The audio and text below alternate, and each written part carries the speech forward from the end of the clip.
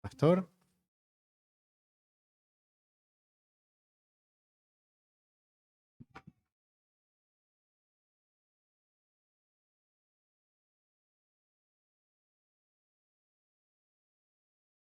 Buen día, ¿cómo están?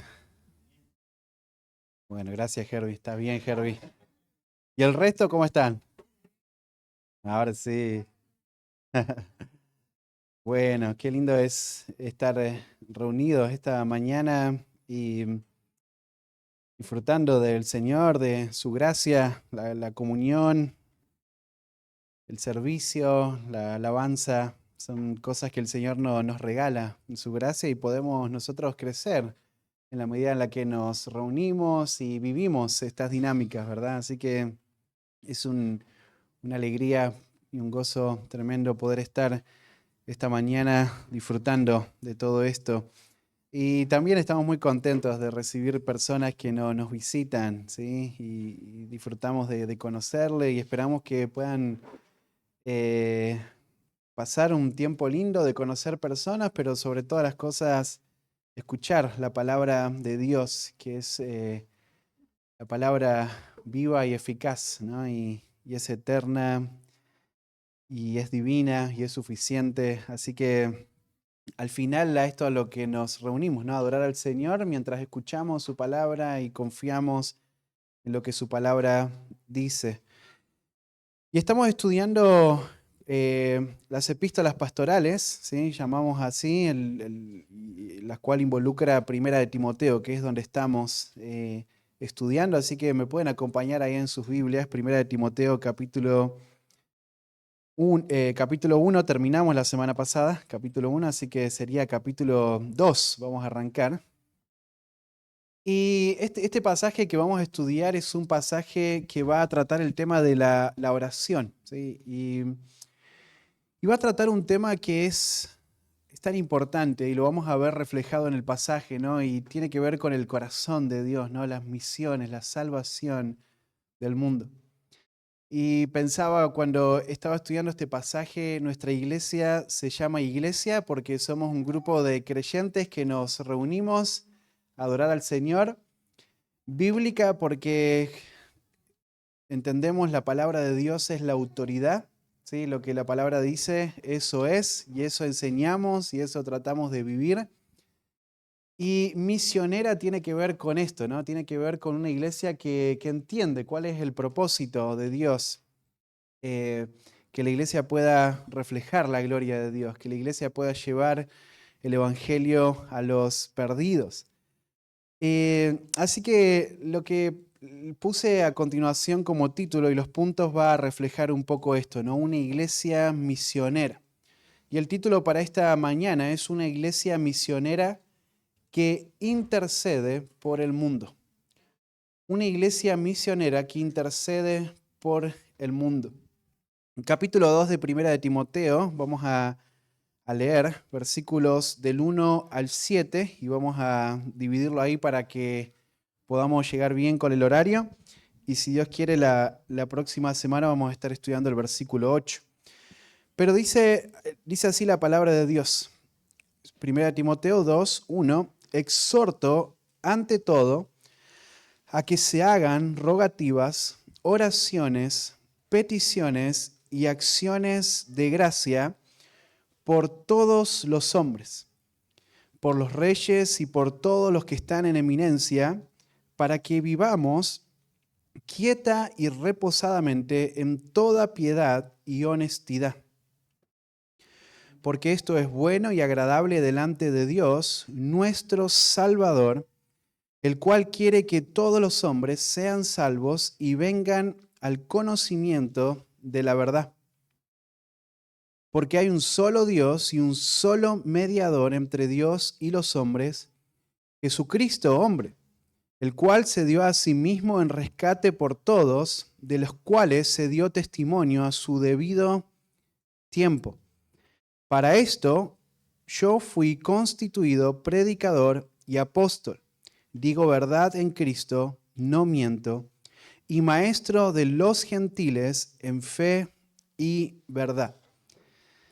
Ese es el pasaje para esta mañana. Vamos a orar una vez más y a pedirle al Señor que Él pueda, a través de estas verdades, afirmarnos. Padre, en esta mañana estamos reunidos en este momento alrededor de tu palabra y, y clamándote, Señor, en esta hora que tú puedas obrar en nuestro corazón, en nuestra vida, que tú puedas traer mucho fruto, mucha convicción en nuestro corazón, en nuestra mente, Señor, en cuanto a ti, en cuanto a tu deseo, en cuanto a nuestra responsabilidad como creyentes de orar, de involucrarnos, Señor, de una manera real en tu obra, Señor, en las misiones.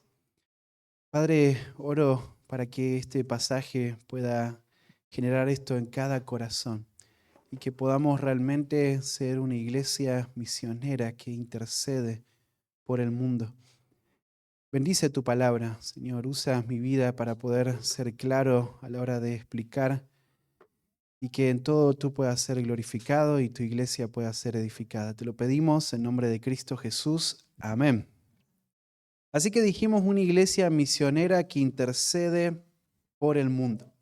Y si ustedes recuerdan, venimos hablando de Timoteo, de Éfeso, la iglesia en Éfeso, y cómo esta iglesia estaba siendo sacudida por la falsa doctrina, por una enseñanza distorsionada que no solamente afectaba el entendimiento de los creyentes, sino que también afectaba la práctica y por ende, como resultado de eso, afectaba el testimonio, ¿no? Porque uno vive lo que entiende, lo que cree, y esto afecta para bien o para mal, en este caso, para mal. Y Pablo es consciente de que la doctrina no es un tema menor, no es algo que, bueno, está bien, pero no es tan importante. Para Pablo, la doctrina es un tema central, es un tema de vida o muerte. La sana doctrina y la falsa doctrina va a determinar todo, ¿no? La salvación, la vida de una comunidad, de una iglesia. Y entonces Pablo envía a Timoteo y le ordena a Timoteo que él frene la falsa enseñanza, que le tape la boca a aquellos que se paran a hablar en nombre de Dios, pero lo único que hacen es traer confusión. Lo único que traen es distorsión a la mente y a la vida de la iglesia. ¿Se acuerdan ahí en el capítulo 1, versículo 18? Este mandamiento, hijo Timoteo, te encargo que milites por ella la buena milicia, ¿no? ¿Y cuál es el mandamiento? Bueno, frenar el avance de los falsos maestros, frenar la mentira. Hay una verdad, hay una doctrina correcta, que es la sana doctrina, y esta es la que se debe promover en la iglesia en todos sus niveles, y lo que es falso debe frenarse, debe frenarse. Así que esto es lo que Pablo hace en el capítulo 1. Y ahora en el capítulo 2, Pablo comienza a dar instrucciones a Timoteo en cuanto a la forma en la que se debe corregir y guiar el orden de la vida pública de la iglesia.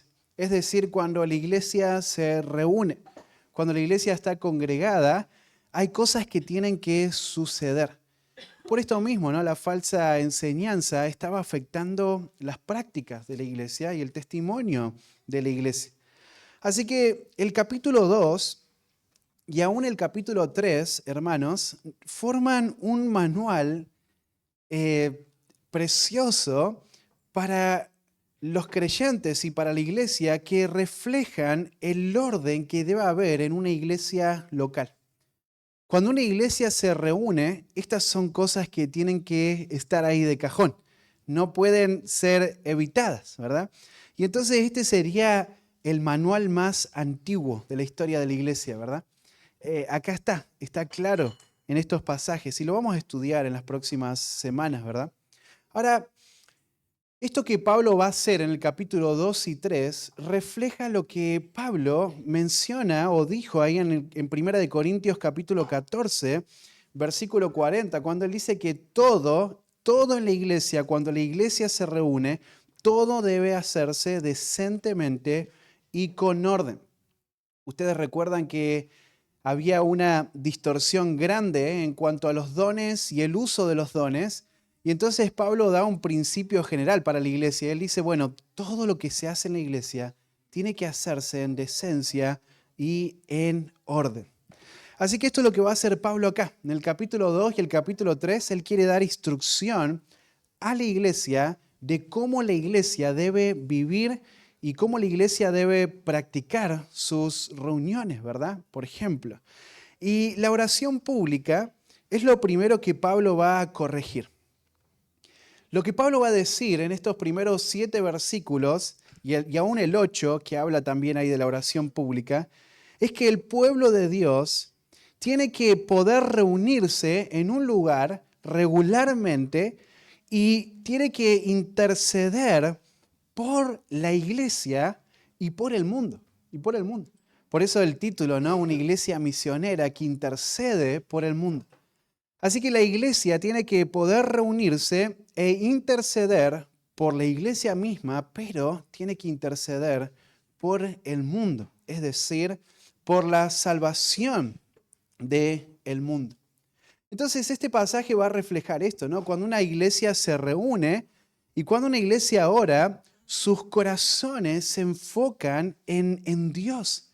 Y la iglesia puede ver a Dios con mayor claridad y puede verse a sí mismo con mayor claridad y puede ver al mundo con mayor claridad y puede orar y hacer oraciones que son agradables delante de Dios, que son buenas, que Dios va a usar como un medio para salvar a los perdidos.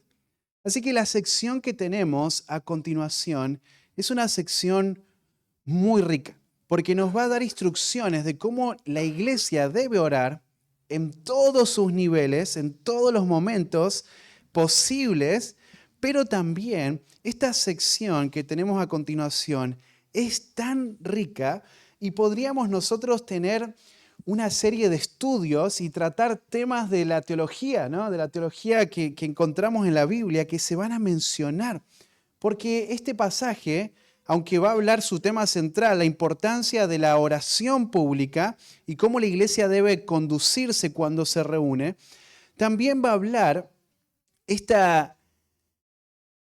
pasaje de la unicidad de Dios. Este pasaje va a hablar acerca de Cristo como el único mediador. Este pasaje va a hablar acerca del propósito de la redención. Este pasaje va a hablar también acerca de la predicación como un medio para la salvación y debe ser valorada y debe ser protegida y promovida por la iglesia y otros temas también, ¿verdad? Ahora, no vamos a desviarnos en todos estos temas, solo lo vamos a mencionar en la medida que vayamos avanzando, pero el eje central, el énfasis que Pablo quiere mostrar en estos versículos es la iglesia y la oración. La vida de oración de una iglesia, y especialmente Pablo va a hablar de cómo la iglesia debe orar por el mundo, por la salvación de todos los hombres. Así que comienza el versículo 1 de esta manera. Exhorto, ante todo, a que se hagan rogativas, oraciones, peticiones y acciones de gracia por todos los hombres. Antes de empezar a desarrollar los puntos que vamos a considerar en esta mañana, miren esta expresión ahí, ¿no? Por tanto, exhorto ante todo. Así es como tendríamos que leerlo, ¿no? Ahí en tu traducción de la Reina Valera aparece exhorto ante todo. Falta esa conjunción ahí que lo que hace es nos da una conclusión lógica de lo anterior. Eso está en el original, ¿no? Entonces, y lo que hace es, va a construir toda esta idea, Pablo, sobre lo que dijo antes. ¿Y qué es lo que dijo antes que estudiamos la semana pasada? Versículo 18. Pablo llama a Timoteo a pelear, a militar la buena batalla. Así que en relación a eso que Pablo le dijo, que es el corazón de toda la epístola, ahora a continuación Pablo va a dar esta exhortación. Y hoy vamos a estudiar sobre eso, sobre la oración. Miren lo que dice Pablo ahí, ¿no? por tanto, bueno, lo leen así ustedes, exhorto ante todo. Exhorto ante todo. Esta palabrita exhorto es la palabra para rogar, para llamar, alentar. Esta es la idea, ¿no? Venir de cerca para alentar. Así que Pablo está rogándole a Timoteo y él tiene toda la autoridad como un apóstol para mandarle a Timoteo como un superior a uno que está bajo sus órdenes, pero Pablo se ve a sí mismo como una persona que está bajo estas mismas órdenes, ¿no? Por eso el ruego de Pablo. Este ruego es una característica de Pablo. Miren ahí el versículo 3 del capítulo 1, como te rogué que te quedases en Éfeso. Fíjate, Pablo ruega, Pablo llama, Pablo alienta a Timoteo. Y entonces dice el versículo, exhorto ante todo. Es decir, Pablo le está diciendo, te ruego en primer lugar. ¿Viste cuando vas a decir varias cosas, vos querés decir primero esto, ¿no? Vamos en un orden, ¿no? Y Pablo le va a decir varias cosas a Timoteo de la vida pública de la iglesia, pero primero va esto. Esto es lo primero que va a señalarle a Timoteo para que sea corregido en la iglesia de Éfeso, ¿verdad?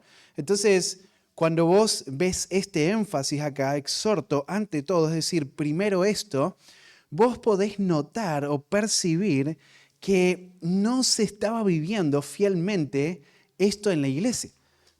Por eso Pablo le escribe a Timoteo y le dice, bueno, te ruego que primero corrijas esto.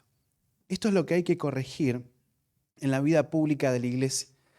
Ahora, de nuevo, estos dos capítulos van a funcionar como un manual donde la iglesia puede mirarlo y organizar sus reuniones mostrando que la vida de la iglesia debe reflejar el carácter de Dios. La vida de la iglesia debe reflejar el evangelio que predica. Así que la oración. Antes de hablar del liderazgo, es lo que va a ser el capítulo 3 y ya vamos a llegar pronto ahí. Antes de hablar de los roles o la conducta de las mujeres en la iglesia, antes de hablar de todo eso, Pablo pone la oración en primer lugar. Esto es lo primero que debe corregirse en la iglesia. Cuando la iglesia se reúne, cuando la iglesia intercede, tiene que interceder de esta manera,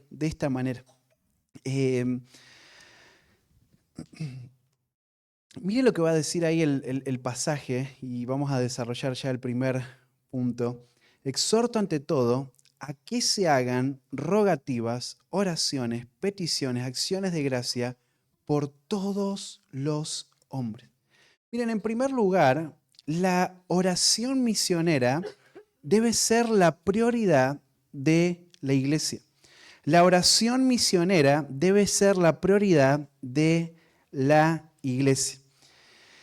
Yo pensaba, ¿qué creyente no tiene el peso en su corazón y ora por los seres cercanos a uno mismo, ¿no? ¿Quién no pide oración por un amigo, por un pariente, por una persona que conoció y entonces empieza a orar para que conozcan al Señor?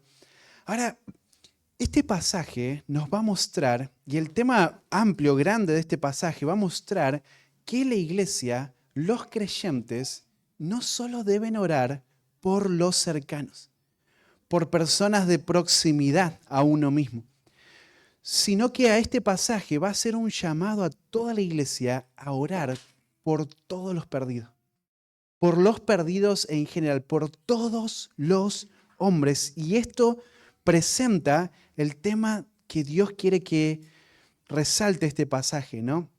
Las oraciones de Dios y muestran este corazón de Dios por la salvación del mundo. Así que dijimos, la oración misionera debe ser la prioridad de la iglesia. Así que Pablo coloca la oración, la intercesión en primer lugar, mostrando que la obra misionera comienza ahí, ¿no? Comienza de rodillas. Comienza con una iglesia que ora fervientemente, porque es lo que va a decir a continuación, por la salvación, no de los cercanos, sino de todo el mundo. Y eso involucra, obviamente, a los cercanos que no conocen el Evangelio. Ahora, estos términos que se usan acá, miren, que se hagan rogativas, oraciones, peticiones y acciones de gracia por todos los hombres. Estos términos, acá a continuación,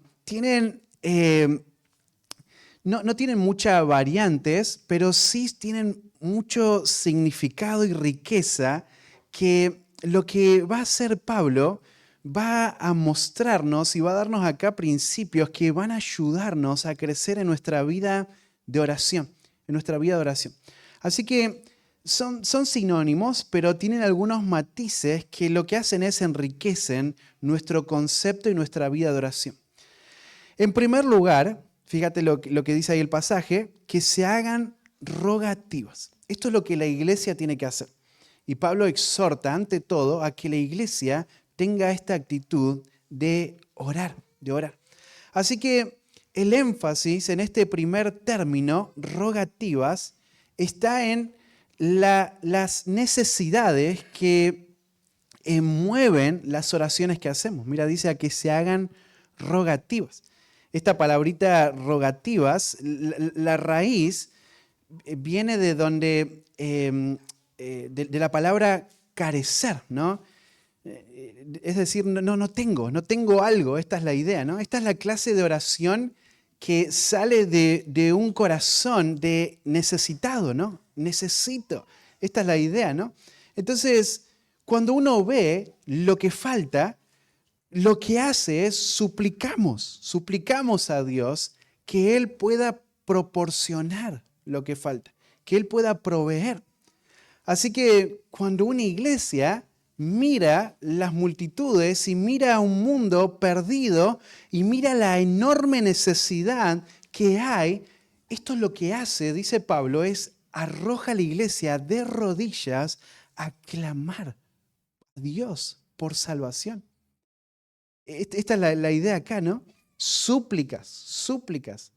Esta palabrita aparece, por ejemplo, en 1 Timoteo 5:5, y la va a traducir ahí como súplica, ¿no? Así que si quieren anotarlo, ¿verdad? Ahora, Pablo le está pidiendo a Timoteo algo que él mismo practica. Pablo es un ejemplo para Timoteo. Y esto que pide de él es lo que él vive diariamente. Si ustedes miran ahí en Romanos o quieren anotarlo, Romanos capítulo 10, versículo 1, dice Pablo que ciertamente el anhelo de mi corazón y mi oración a Dios por Israel es para salvación. Pablo suplica, Pablo ruega a Dios por la salvación de Israel. Filipenses capítulo 1, versículo 4, dice Pablo que él siempre en todas sus oraciones ruega con gozo por todos vosotros. Así que esta palabra, rogativas, tiene que ver con esto, tiene que ver con necesidad, tiene que ver con pido porque hay una necesidad. Entonces, yo soy insuficiente para abarcar esa necesidad y lo que hago es pido, clamo, ruego. Así que la idea acá es muy gráfica, ¿no? Acá hay una iglesia que ama al Señor. Acá hay una iglesia que quiere vivir para los propósitos de Dios y ve la necesidad en el mundo allá afuera sin Cristo y lo que hace es cae de rodillas y clama al Señor. Señor, salva a los perdidos, a todos ellos. Esta es la idea, ¿no? Orar por todos los hombres. Ahora vamos a llegar ahí. Así que en primer lugar, dice Pablo, la oración misionera debe ser la prioridad de la iglesia y menciona acá las rogativas. También menciona ahí la palabra oraciones, ¿no? Esta palabra que se usa en general en el Nuevo Testamento para la oración, para hacer referencia a la oración y siempre está relacionada esta palabra con pedidos a Dios. Es decir, solo Dios puede suplir esas necesidades, ¿verdad? Así que esta palabra aparece en otros pasajes del Nuevo Testamento, pero estas oraciones implican devoción a Dios. Estas oraciones, tiene el sentido acá esta palabra, ¿no? De una actitud de adoración y reverencia a nuestro Dios, a nuestro Dios. Fíjate, cuando una persona, cuando una iglesia está clamando por la salvación de los perdidos, al final lo que está haciendo está adorando a Dios. Está teniendo una actitud de reverencia a Dios, porque la salvación de los pecadores lleva gloria a Dios. Cuando yo fui salvado por la gracia de Dios, esto llevó gloria al nombre de Dios. Y esto es lo que sucede, ¿no? La oración por la obra misionera, por la salvación de las personas, es un acto de adoración, de devoción a Dios, ¿verdad? Entonces esto trae gloria a nuestro Dios. De vuelta, Pablo habla acerca de sus oraciones. Romanos capítulo 1, versículo 9. Pablo dice que él sin cesar hace mención de ellos en sus oraciones. Sin cesar, Pablo está orando, Pablo está teniendo esta actitud de devoción, de oración, pidiendo, clamando, intercediendo por, en este caso, la iglesia. En este pasaje que estamos estudiando sería los perdidos. Efesios capítulo 1, versículo 16. Pablo dice lo mismo: no ceso de dar gracias por vosotros, haciendo memoria de vosotros en mis oraciones. Primera de Tesalonicenses, capítulo 1, versículo 2, damos siempre gracias a Dios por todos vosotros, haciendo memoria de vosotros en vuestras oraciones. Así que Pablo, Timoteo y Silvano en ese pasaje oran constantemente a Dios por la iglesia, por los creyentes en Tesalónica. Tenemos muchísimos pasajes, ¿verdad?, que van a mencionar esto, ¿verdad?, de la oración. Pero en primer lugar dijimos esto, ¿no? Dijimos que hay rogativas y tiene que ver con esto, ¿no? Pedir frente a una necesidad, clamar. Dijimos oraciones, tiene que ver con una actitud de devoción, de adoración a Dios. Pero ahora miren la palabrita que aparece a continuación. Es la palabrita para peticiones, ¿verdad? Intercesiones, esta es la idea, ¿verdad? Entonces, la raíz significa literalmente encontrarse, ¿no? Esta es la idea de una persona que entra a un lugar y se encuentra con otra persona y trae una petición.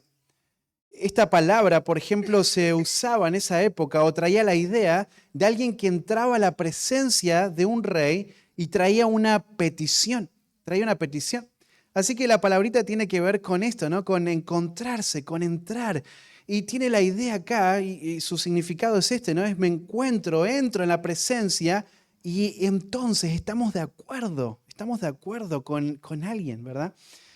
Esta palabrita después se emplea para referirse acerca de la intercesión de Cristo y del Espíritu por nosotros. Si vos lees ahí en Romanos 8:26 o en Hebreos 7:25, vos vas a ver cómo esa palabrita o el verbo que se deriva de ahí, ¿no?, se emplea para referirse a Cristo y el Espíritu intercediendo, ¿verdad?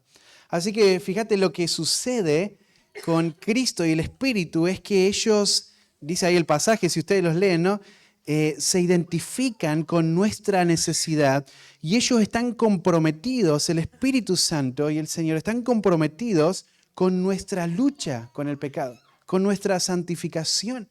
Así que esta palabrita tiene que ver con esto, ¿verdad? Ahora, miren el sentido, la imagen que nos presenta esta palabra, ¿no? Porque la oración por las misiones, la oración por el mundo perdido, no es una oración fría, distante, no es una oración impersonal. No es la oración de alguien lejano, ¿verdad? Que bueno, si ahí lo recuerdo un poquito, lo menciono ahí a la pasada, sino que tiene que ver con una actitud de alguien que está comprometido, ¿verdad? Y esta es la idea acá, ¿no? Así que, fíjate, estos términos que usan están mostrándonos, esta es la forma en la que la iglesia debe orar. Rogativas, oraciones, peticiones. y acciones de gracia. Es lo que va a decir ahí al final del versículo. Las acciones de gracia las presenta Pablo como el cuarto elemento. Recuerden que ante todo, oraciones de esta manera, pero aparece la acción de gracia como el cuarto elemento de la oración evangelística, de la oración misionera que debe haber en una congregación. Ahora, ¿qué es lo que significa esto? Bueno, lo que significa esto es que nosotros oramos con un espíritu de gratitud a Dios. ¿Por qué? Porque el Evangelio, la salvación proviene de Dios, proviene de Dios. Así que si es que Dios va a salvar, hay alguien allá afuera por los cuales nosotros estamos orando, clamando de rodillas, adorando a Dios para que esto suceda. Si es que esto va a suceder, es gracias a Dios. Dios fue el que ofreció el Evangelio. Dios fue el que extendió el Evangelio y nosotros tuvimos el privilegio de escucharlo, de abrazarlo como iglesia, y ahora tenemos el privilegio de orar y llevar este mensaje a los perdidos, a los perdidos. Y algunos van a responder en arrepentimiento y en fe. Así que la acción de gracia está ahí. Y es el elemento de oración que va a continuar en la vida del creyente siempre, ¿no? Siempre hay gratitud al Señor por su obra y siempre hay gratitud al Señor porque Él sigue teniendo misericordia hacia el mundo. Así que esta expresión señala cómo el creyente tiene este deber, ¿no? De ser agradecido a Dios. Y de vuelta, esta es la actitud que podemos ver en Pablo. Pablo da gracias constantemente a Dios en sus oraciones por la iglesia, por los perdidos, una y otra vez. Así que la gratitud lo que hace es expresa esto, ¿no? Expresa esta actitud hacia Dios y permite que el creyente pueda reconocer: Dios es el autor del Evangelio. Dios es el que extiende su gracia a todo el mundo. Así que tenemos que darle gracias a Dios por todo esto. Ahora miren, estos 4 elementos o estas 4 matices lo que hacen es enriquecen la vida de oración de una congregación. Enriquecen la vida de oración de un creyente. Cuando nosotros oramos de esta manera, cuando nosotros oramos eficazmente por los perdidos, entonces vamos a ver al Señor obrando. Y esto es lo que nos va a presentar más adelante el versículo, ¿verdad? Ahora, si estos elementos no están presentes, si yo no estoy orando por los perdidos, si la iglesia no está orando por los perdidos, si no está esta actitud en nuestro corazón, entonces lo que nosotros tendríamos que hacer es examinar nuestro corazón. ¿Qué está pasando en mi corazón que no puedo tener esta compasión? Que no caigo de rodillas frente a esta necesidad y clamo por la salvación del mundo. Entonces, debería yo preguntarme, ¿estoy siendo yo consciente de la condición caída y desesperada en la que están los perdidos? ¿Estoy yo siendo consciente de eso? ¿Estoy yo realmente buscando la gloria de Dios, que Dios se glorifique salvando almas? ¿Es este mi deseo? ¿Es este mi anhelo? ¿Es esta la pasión por la cual yo vivo? Estas son las preguntas que debería hacerme si yo no estoy viviendo de esa manera, ¿verdad? ¿Nos compadecemos nosotros frente a la realidad de la condición de los perdidos? ¿Frente a la eminencia o el eminente juicio que viene sobre ellos? Otra cosa que podría preguntarme yo, ¿no? ¿Estoy siendo agradecido de que el Evangelio llegó a mi vida y se extiende a todos? ¿Estoy orando, clamando, tengo esta actitud de gratitud? Hermanos, si estos componentes no están en nuestro corazón, en la oración, en nuestra iglesia, entonces estamos siendo indiferentes. No estamos buscando la gloria de Dios.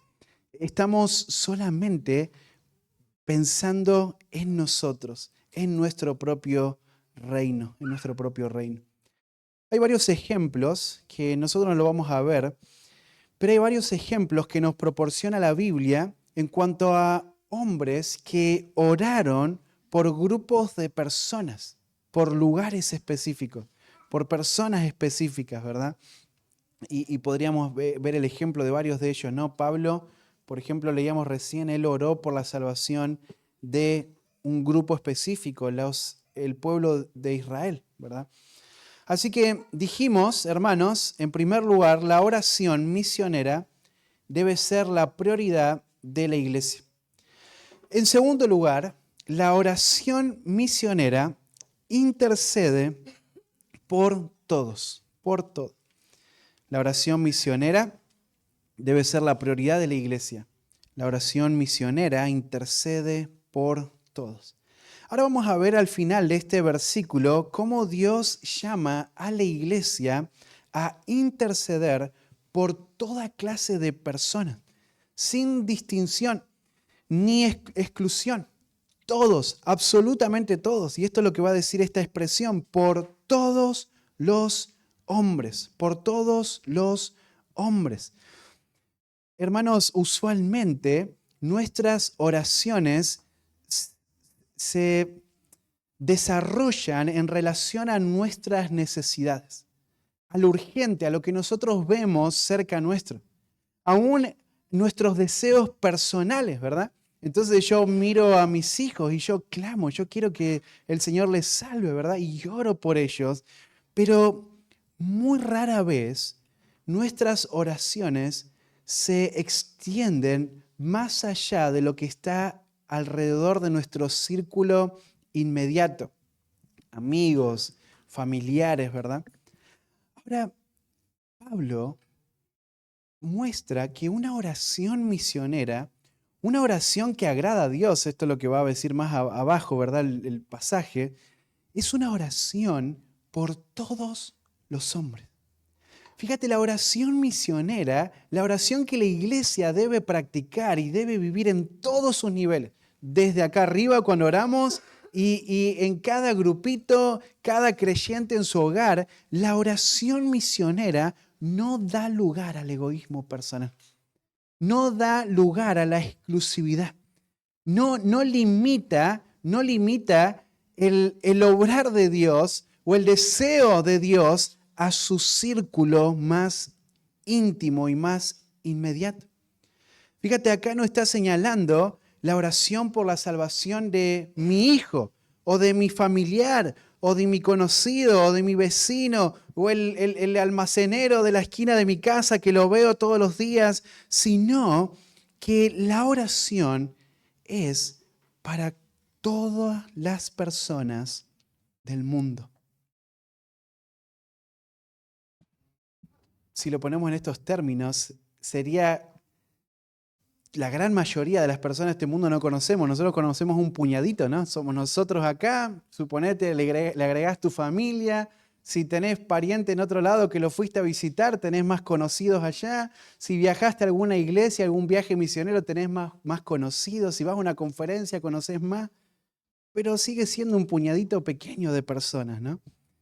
Fíjate, la oración que agrada a Dios, la oración misionera tiene que ver con esto, ¿no? Con una oración que no está pensando en sí y en su círculo, está pensando en el deseo de Dios. ¿Cuál es el deseo de Dios? La salvación del mundo. ¿Por qué deberíamos preocuparnos por la salvación de aquellos que no tenemos ningún contacto, que nunca vamos a hablar, nunca vamos a conocer, nunca vamos a cruzarlo en nuestra vida, una persona en la China o en la selva, ¿no? ¿Por qué debería yo orar por esas personas? Hermanos, este es el deseo de Dios.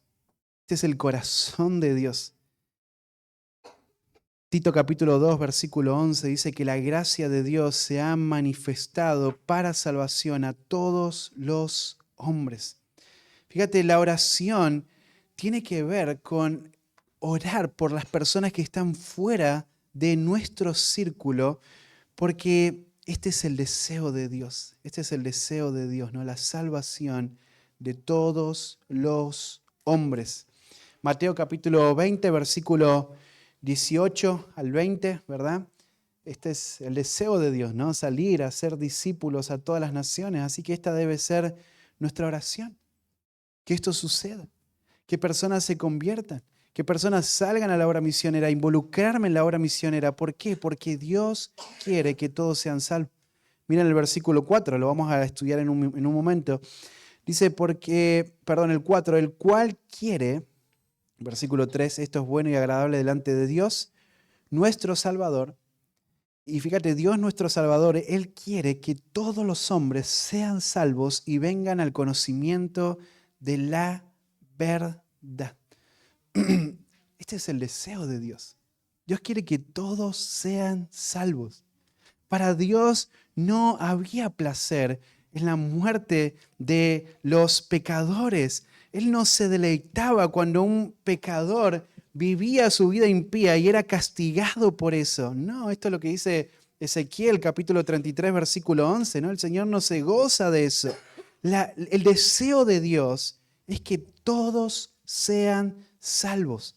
Así que la oración por los perdidos tiene que ser perfectamente consecuente con el corazón de Dios. Tenemos que orar por todos los hombres.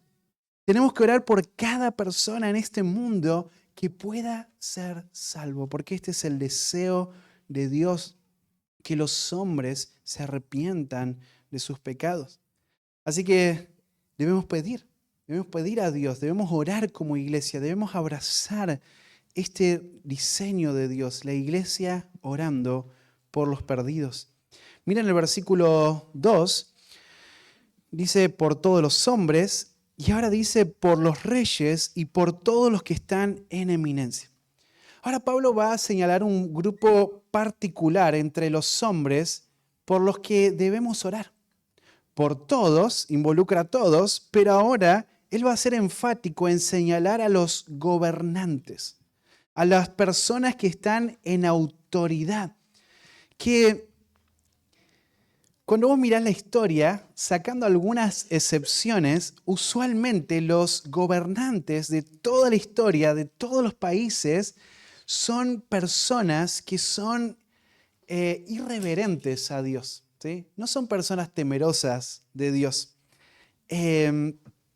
Muchos de ellos han cargado contra los cristianos, ¿no? Contra la iglesia, y han perseguido a la iglesia, ¿verdad? Entonces, claro, vos pensás por qué Pablo dice que debemos orar por todos los hombres y por qué Pablo ahora menciona a los reyes y los que están en eminencia, ¿verdad? Bueno, hay una tendencia en la iglesia y en los creyentes en todos los tiempos a ser indiferente en relación con las autoridades, ¿verdad? Hay una tendencia de parte de los cristianos de criticar, ¿no? De señalar a los gobiernos, las políticas que tienen, ¿verdad? Y entonces esta responsabilidad que tienen esas personas puestas por Dios son criticados. Y fíjate lo que Pablo le pide a la iglesia de Éfeso es que ore por, en ese caso de ellos, el emperador, que en ese momento era un hombre tan cruel y tan despiadado como Nerón, un hombre que fue uno de los más sangrientos y hostiles hacia la iglesia cristiana en el primer siglo. Nerón es recordado hasta el día de hoy por la historia, por las locuras que él hizo, ¿no? Cómo él torturaba y perseguía a los cristianos, ¿verdad? Así que, aunque este era un hombre que perseguía a la iglesia, este era un hombre corrupto, este era un hombre rebelde a Dios y a los propósitos de Dios y a los intereses de Dios que eran su iglesia, y la petición de Pablo a estos creyentes es: oren por todos e incluso oren por estas personas que los persiguen. Oren por estas personas que están matando a tus parientes, que hicieron que tengas que salir de tu casa y perder todo lo que tenías. Orá por los reyes y por todos los que están en eminencia. Fíjate, no está esta oración pidiendo oremos por sabiduría para ellos, oremos por la salvación de ellos. Oremos para que se arrepientan de sus pecados y crean en el Evangelio por el bien de sus almas y por el bien de una nación. Así que Pablo nos manda a orar por las autoridades. Pablo no manda, la Biblia no manda a que oremos para que salgan las autoridades, que se vayan, que no estén más, que no están de acuerdo con lo que yo creo, así que tienen que salir. No, al contrario, los creyentes deben ser obedientes, leales a su gobierno. No vamos a estar de acuerdo en todas las cosas porque es un incrédulo, ¿verdad?, el que gobierna, pero Romanos capítulo 13, versículo 1 al 5, Primera de Pedro capítulo 2, nos mandan a sujetarnos, a obedecer, es decir, ser leales a ellos. Así que la iglesia lo que hace no es toma su tiempo y su energía y va y empieza a generar, tratar de generar marchas, piquetes, de estabilizar un gobierno. No, la iglesia no hace eso. Lo que la iglesia hace es ora por sus autoridades. Y esto es lo que Pablo está pidiendo, ¿no? Que aún los enemigos del cristianismo en ese tiempo, que le acusaban, que les perseguían, que mataban a sus hijos, Pablo les pide, oren por la salvación de ellos. Oren por la salvación de ellos. Así que, hermanos, nosotros como iglesia no nos levantamos en marchas y protestas, sino que oramos. Oramos por las autoridades. Clamamos a Dios, que Dios le dé salvación. Y esto va a traer beneficio a su alma, pero también beneficio a una nación. Bueno, ahí los pasajes que les mencioné, Romanos 13, por ejemplo, 1 de Pedro 2. Dice Pablo, por los reyes y los que están en eminencia, es decir, esta palabra eminencia, superioridad. Entonces, la tranquilidad de un pueblo, es lo que va a decir más adelante, va a venir como resultado de la oración fiel de iglesias que aman al Señor, que se sujetan al Señor, que interceden. Así que la oración misionera es una prioridad para la iglesia. La oración misionera intercede por todos, todos los hombres. Y en tercer lugar, la oración misionera beneficia al mundo. La oración misionera beneficia al mundo. Miren, lo que tenemos a continuación es la descripción del resultado de un gobierno que está bien regulado. Miren lo que dice el versículo. Dice el versículo 2, por los reyes, por todos los que están en eminencia, para que vivamos quieta y reposadamente en toda piedad y honestidad.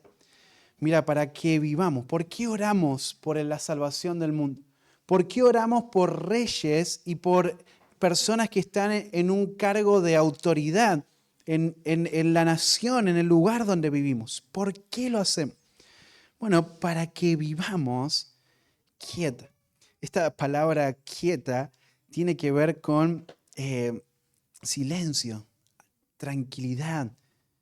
Tiene que ver con un clima pacífico, ¿no? Y lo que da a entender este pasaje es que las oraciones del creyente por un gobierno traen paz del cielo sobre la iglesia en medio de la actividad de la iglesia, en medio de las dinámicas de la iglesia, en medio de una iglesia que está sirviendo, que está viviendo para los propósitos del reino. Así que la oración por los que están en autoridad va a traer va a acarrear sobre el mundo y la iglesia un favor o un clima favorable para los esfuerzos evangelísticos de la iglesia, ¿no? Y esto es lo que está diciendo Pablo, ¿no? La oración de la iglesia afecta la vida social del mundo, la sociedad en la que vivimos, ¿verdad? Y dice ahí el versículo, para que vivamos quieta y reposadamente. Es decir, si la iglesia obedece este mandato de orar y orar de la forma en la que lo vimos en el primer versículo, entonces la iglesia va a vivir quieta y reposadamente. Estas son dos palabritas, son dos adjetivos que son un poco difíciles para explicarlos, ¿verdad? Porque el primero solo aparece acá, en este pasaje, en el Nuevo Testamento, y lo que hace es se refiere a disturbios. La idea es disturbios de afuera, ¿no? Entonces hay ausencia de disturbios ahí afuera. Y el segundo, que aparece acá en este pasaje, pero también en Primera de Pedro, capítulo 3, versículo 4, se refiere a la ausencia de disturbios adentro, más que nada, ¿verdad? Ahora, cuando la iglesia ora al Señor por salvación, cuando la iglesia ora de la manera en la que describe el versículo 1, la iglesia lo que está haciendo es, está manifestando el carácter de Dios. Este deseo de Dios de salvación, este deseo de amor, de bondad, de misericordia a Dios hacia todo el mundo y se derrama en una oración de rodillas, de súplica a Dios que intercede por los perdidos. Y entonces eso, dice Pablo, eso va a reducir la hostilidad. Y hay hostilidad hacia el mundo cristiano, hacia los creyentes, hacia la iglesia. Entonces, esto va a traer beneficio. Esto va a traer beneficio interno y externo. Así que la iglesia no compromete la verdad. La iglesia no empieza a diluir el evangelio para no generar ninguna controversia con el mundo. No, la iglesia tiene un compromiso con la verdad, pero la iglesia no busca quitar, traer estos conflictos, sino que la iglesia, al contrario, ora, ora. Y ahora vamos a ver, vive una vida recta, vive una vida de piedad. Así que las oraciones lo que buscan es salvación. Salvación y la salvación lo que va a traer es un ambiente político, social, libre de persecución o de tumulto, ¿verdad? Así que Dios puso la espada y la autoridad en el gobierno para que ellos puedan mantener la paz. Debemos orar por la salvación de ellos. Debemos orar. Y dice ahí el pasaje, por los reyes, por todos los que están en eminencia, para que vivamos quieta y reposadamente en toda piedad y honestidad. Fíjate, la palabra reposadamente primero tiene que ver con apacible, tranquilo. Entonces, los cristianos se caracterizan por eso, ¿no? Por una vida o una conducta tranquila, no por los disturbios. Los cristianos no están ahí alborotando la ciudad, ¿verdad? Los incrédulos hacen eso. Y los incrédulos tienen que ver a los cristianos como bichos raros, ¿no? ¿Qué le pasa? ¿Por qué no se queja? ¿Por qué no va ahí y reclama si él también está perdiendo, ¿no? Si él está perdiendo en, no sé, lo económico o lo que sea, ¿por qué no va y reclama? No. ¿Por qué? Porque los cristianos son personas leales, obedientes, tranquilas. Y esto es lo que dice Pablo ahí a los hermanos de Tesalónica cuando él escribe en 2 de Tesalonicenses capítulo 3, hay algunos que andan desordenadamente, que se están intrometiendo en lo ajeno. ¿Y qué le dice Pablo? Corríjanlo. No permitan que eso pase, porque un cristiano no vive de esa manera. Un cristiano busca vivir una vida con estas características, ¿no? Quieta, reposadamente.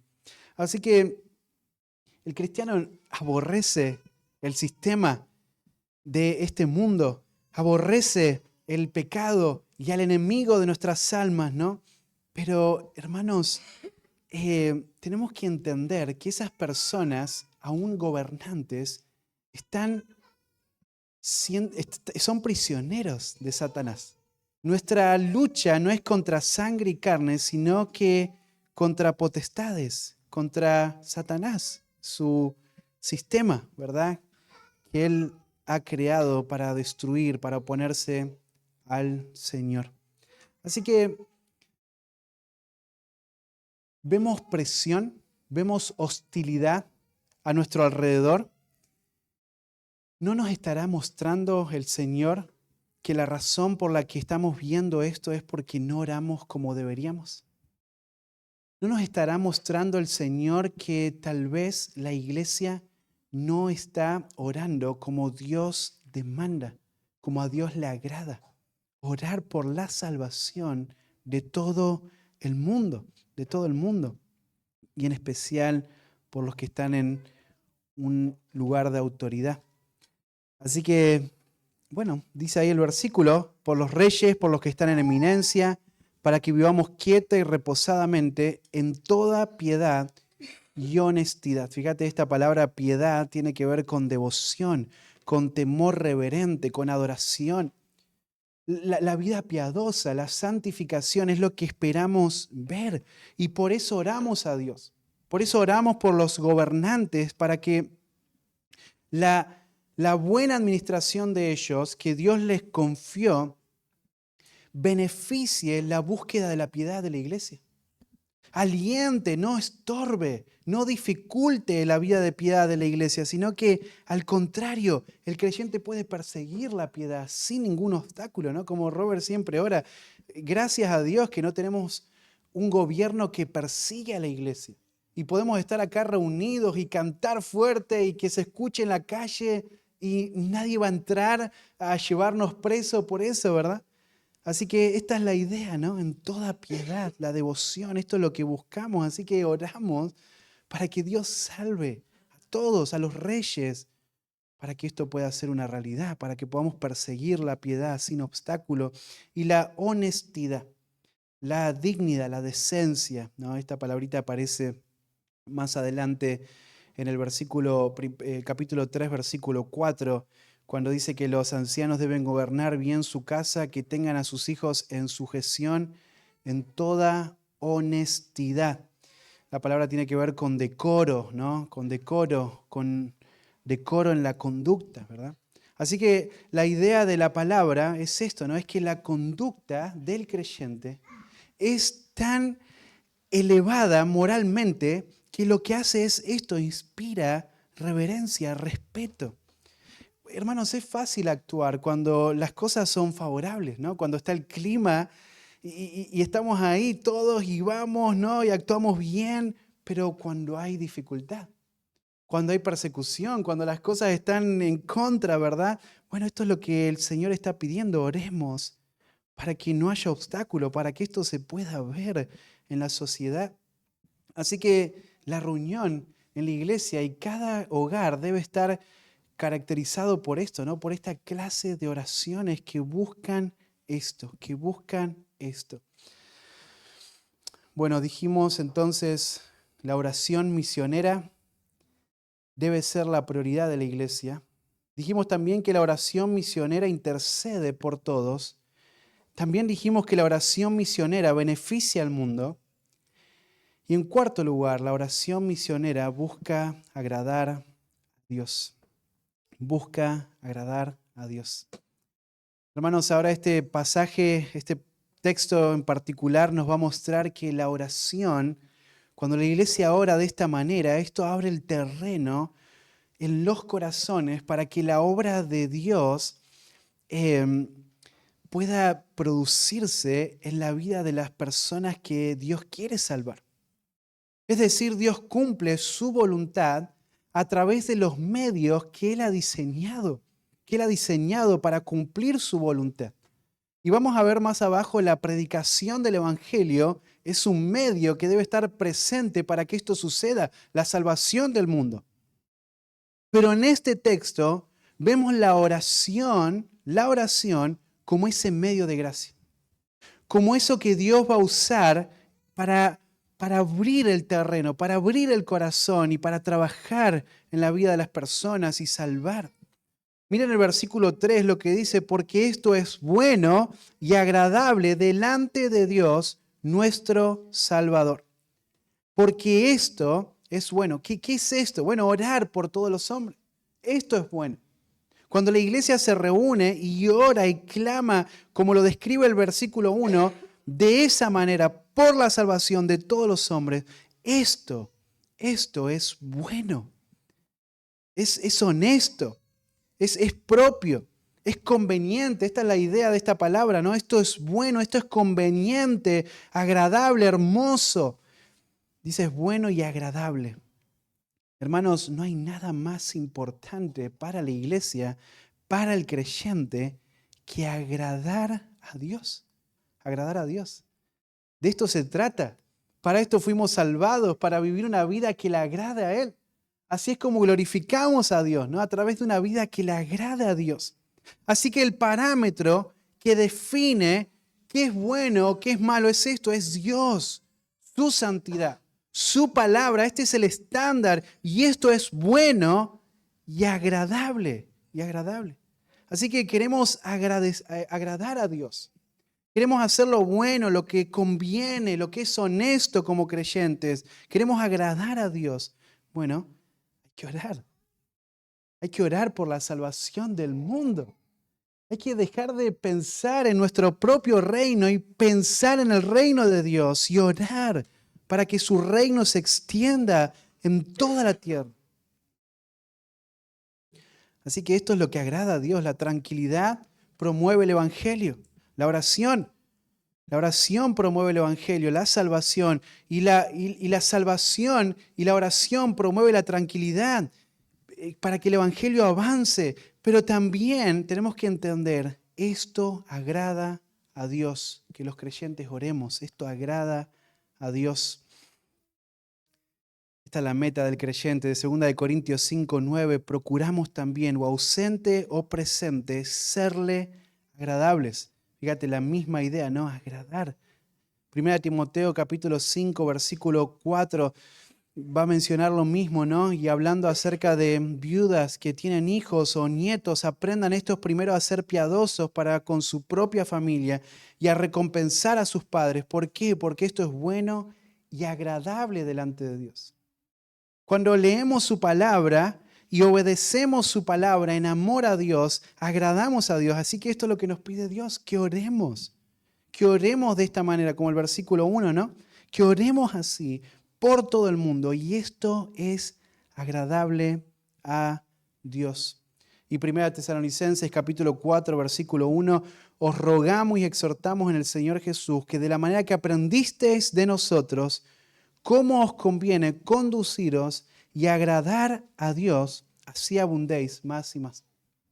Así que dice Pablo, ustedes escucharon el Evangelio a los hermanos de Tesalónica, ustedes aprendieron de nosotros cómo deben conducirse, cómo deben agradar a Dios, abunden en eso, abunden en eso. Así que tal vez hay alguien que ora de esta manera.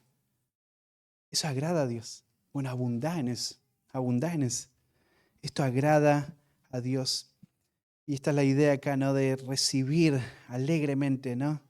Esta la raíz, ¿no? Viene de esta palabrita, ¿no? O lo podríamos describir de esta manera, ¿no? Recibir alegremente, aceptar, dar la bienvenida, ¿no? Con los brazos abiertos de todo corazón. Hermanos, el Señor acepta las oraciones por los perdidos, porque esto es consecuente con su deseo. Él quiere que todos se salven.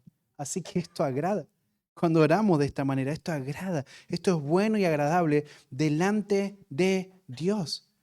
Acá está el gran problema nuestro, ¿no? Queremos agradar a los hombres. Queremos agradar nuestro propio corazón, buscar nuestros propios intereses, pero tenemos que buscar agradar a Dios. Esto es bueno y agradable delante de Dios. Así que no buscamos el favor de los hombres, sino el de Dios. Y fíjate qué dice de Dios, nuestro Salvador, nuestro Salvador. Miren la referencia a Dios como el Salvador y no a Cristo como el Salvador. Mayormente se refiere a Cristo como el Salvador, ¿no? Como el Salvador. Pero miren cómo la frase Dios, nuestro Salvador. Esta expresión aparece 5 veces en las epístolas pastorales, ¿no? Aparece 2 en 1 Timoteo y las otras en Tito, ¿sí? Lo estudiamos nosotros los días miércoles, hace unos meses atrás. Ahora, ¿por qué? Bueno, hermanos, Dios, el Padre, Él es la fuente. Él es el que orquestó la obra de la salvación. Él, el Dios Salvador, a Él es a quien clamamos por salvación, reconociendo que este es el deseo de Él. Él es la fuente, Él es el Dios Salvador, Él es el Dios Salvador. Y mira lo que dice el versículo 4, el cual quiere. Ahí habla acerca de esa palabrita de un deseo, ¿no? Él quiere, Él quiere. Esta palabra aparece, por ejemplo, en Primera de Corintios 12, 18, cuando habla de que Dios ha colocado los miembros cada uno en el cuerpo como Él quiso, ¿verdad? Entonces, esta es la determinación de Dios. Este es el deseo de Dios, el deseo de Dios. Así que ninguna teología verdadera, sana, bíblica puede enseñar que Dios se complace en la condenación de los impíos, porque el deseo de Dios es este. Él es un Dios salvador. Él se complace en salvar personas. Así que la idea detrás de esta expresión es que si Dios así lo desea, entonces nosotros como su iglesia, sí deberíamos desearlo también, ¿no? La salvación del mundo. Orar por la salvación del mundo. No sea cosa que nos encontremos como Jonás, ¿verdad? Que conocía a Dios, pero no era como Dios, ¿no? Porque su amor no estaba hacia los perdidos. Su amor no estaba hacia ese pueblo al cual Dios le había mandado a predicar. Así que este es el deseo de Dios. Él quiere, Él quiere, Él quiere que todos los hombres, esta expresión no puede tener otro significado que este, ¿no? Todos y cada uno de los seres humanos. Si alguien se levanta y dice, no, esa palabra no significa todos, entonces la misma palabra que aparece en 2 de Timoteo, capítulo 3, versículo 16, para decir que toda la escritura es inspirada por Dios. Entonces, si vos decís que eso no es verdad, vos tendrías que decir también que toda la escritura no es inspirada por Dios. Y no creo que alguien se anime a decir eso, ¿verdad? Este es el deseo de Dios. Dios quiere que todos los hombres sean salvos, sean salvos. Así que toda la clase de hombres, de cualquier lugar, de cualquier país, en cualquier época, Él quiere que sean salvos, salvos. Así que la gracia de Dios, hermanos, incluye y es suficiente para todos los hombres. Y por eso es que como iglesia debemos orar por todos, por todos. Esto no significa que Dios se determinó a salvar a todos, ¿no? Y entonces tendríamos que hablar de la universalidad de la salvación, ¿no? Todos van a ser salvos. No. Lo que significa este pasaje es que Dios desea que todos sean salvos. Todos sean salvos. Así que cuando la iglesia ora por la salvación de cada persona, la iglesia está orando de acuerdo con la voluntad de Dios. A veces estamos tan preocupados. ¿Cuál es la voluntad de Dios? ¿Será esta? ¿Será aquella? Bueno, no hay que preocuparse en este sentido, ¿no? Porque la oración, que es por la salvación de todos, está de acuerdo con la voluntad de Dios. Tenemos que pedir por la salvación de todo el mundo, de todo el mundo. Bueno, hay pasajes que podríamos hablar de esto, ¿no? Pero déjeme cerrar esta idea y dejamos el otro punto para la semana que viene, ¿sí? Dice el versículo entonces, el cual quiere que todos los hombres sean salvos y vengan al conocimiento de la verdad. Fíjate, dice ahí el versículo entonces, que el cual desea que todos los hombres sean salvos, sean salvos.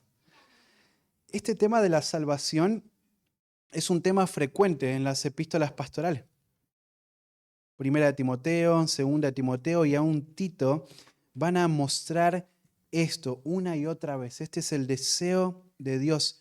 El capítulo 1, versículo 15, lo vimos hace 2 semanas atrás, palabra fiel y digna de ser recibida por todos, que Cristo Jesús vino al mundo para salvar a los pecadores, El capítulo 2, versículo 15, lo pueden leer también, lo mismo.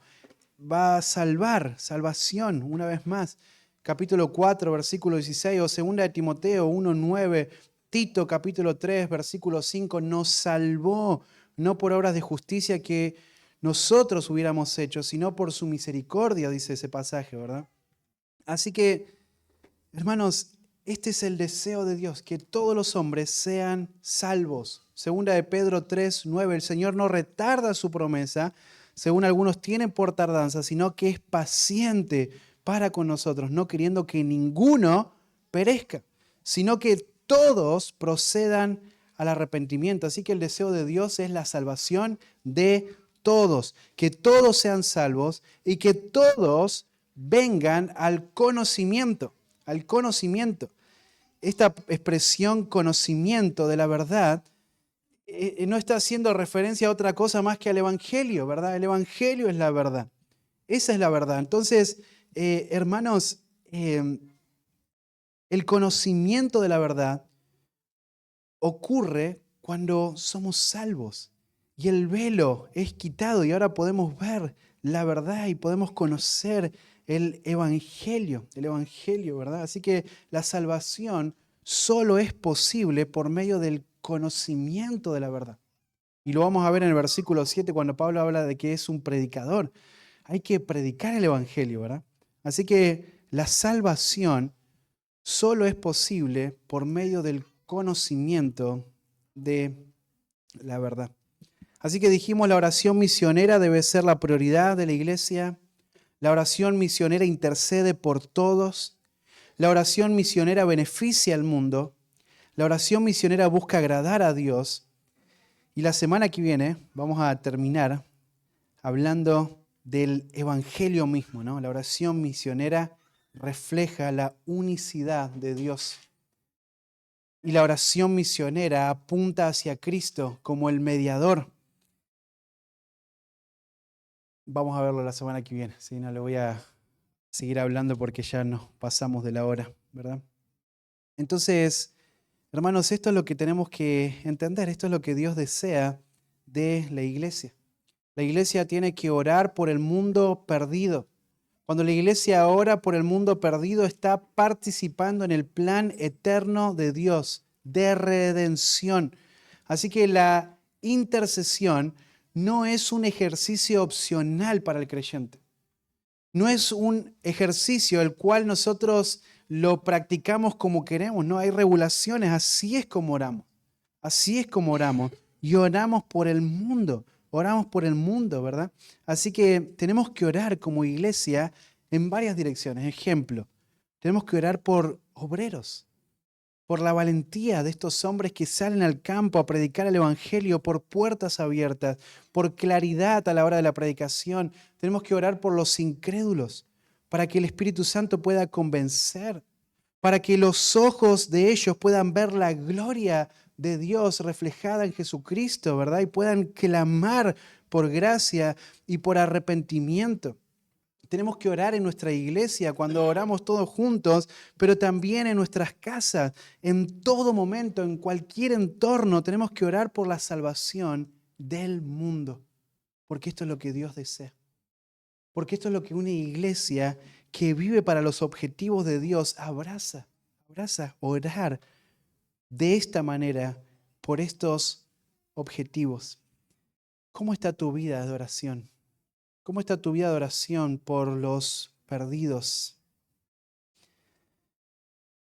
¿De qué manera lo que crees en cuanto a Dios y en cuanto a su obra de salvación afecta tu vida de oración? ¿De qué manera podrías crecer en tu hogar, con tu familia, en constancia e en intencionalidad en tu vida de oración? ¿Qué pasos deberías dar? ¿Qué cosas están estorbando que vos puedas practicar esto de una forma regular en tu hogar? ¿De qué manera vas a obedecer estas exhortaciones de Pablo de orar por los perdidos? De orar por los perdidos. Y la semana que viene vamos a terminar hablando de cómo tenemos que tener un compromiso aún por la predicación del Evangelio. Bueno, oremos al Señor. Padre, en esta mañana hemos recordado este principio, Señor. Es tan conocido Y parece tan simple pasar por este pasaje y hablar de la oración. Pero Señor, es un área tan descuidada, Señor, en nuestras vidas. Estamos tan ocupados en tantas cosas de esta vida. Tenemos tanta confianza en nosotros mismos, en nuestra capacidad, que olvidamos caer de rodillas y clamar. Padre, que estos pasajes y estas verdades que escuchamos, que le recordamos hoy, pueda tu Espíritu sacudir nuestro corazón. Pueda tu Espíritu traer convicciones profundas que nos lleven a una vida de oración, una vida de adoración, una vida de clamor constante y sincero a ti, Señor, por la salvación del mundo. Señor, que estas verdades puedan traer convicción en nuestro corazón y compasión por un mundo perdido.